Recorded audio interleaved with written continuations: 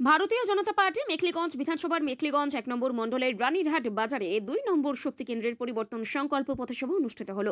উক্ত পথসভায় তৃণমূল কংগ্রেস ছেড়ে তৃণমূলের ৪ নম্বর বুথের প্রাক্তন বুথ সভাপতি সমীর রায়, তৃণমূল নেতা সন্তোষ রায়, উজ্জ্বল রায় আজকে তৃণমূলের দুর্নীতি ও স্বজন পোষণের বিরুদ্ধে আজকে তারা বিজেপি দলে যোগদান করলেন।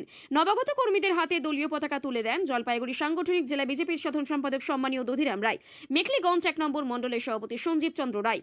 উক্ত পথসভায় উপস্থিত ছিলেন মেখলিগঞ্জ ২ নম্বর মণ্ডলের সাধারণ সম্পাদক শ্যামল চন্দ্র বর্মন, রানীরহাট অঞ্চল বিজেপির কনভেনার মিনু গোপাল রায়, জলপাইগুড়ি জেলা কমিটির সদস্য সন্তোষ রায় সহ অন্যান্য নেতৃত্ববৃন্দ।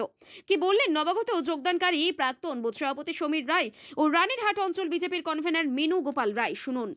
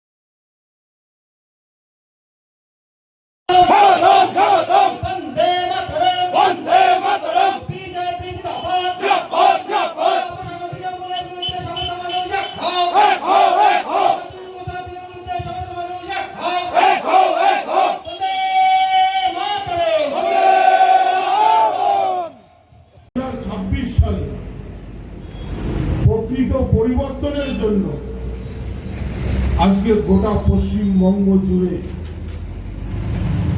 ১৩,০০০ এর উপরে